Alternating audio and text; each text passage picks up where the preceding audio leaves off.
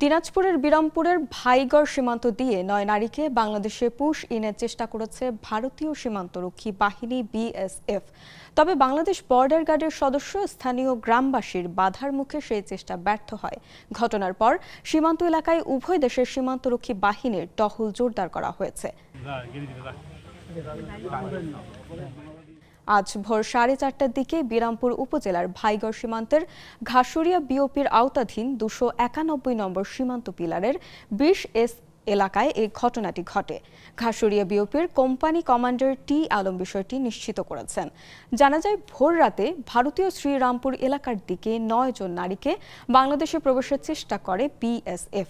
এ সময় বিজিবি সদস্য স্থানীয় গ্রামবাসী তাদের বাধা দিলে বিএসএফ তাদের আবার ভারতীয় ভূখণ্ডে ফিরিয়ে নেয়। এরপর সকাল 7:30টার দিকে সীমান্তের ওপারে বিএসএফ সদস্যদের উপস্থিতি বাড়াতে থাকে। এরপর সকাল 7:30টার দিকে সীমান্তের ওপারে বিএসএফ সদস্যদের উপস্থিতি বাড়তে থাকে। এতে সীমান্ত এলাকায় কিছু সময়ের জন্য উত্তেজনার সৃষ্টি হলেও পরিস্থিতি নিয়ন্ত্রণে থাকে। শেষ পর্যন্ত পুশ ইনের চেষ্টা ব্যর্থ হওয়ায় ওই নারীরা ভারতীয় সীমান্তেই ফিরে যায়।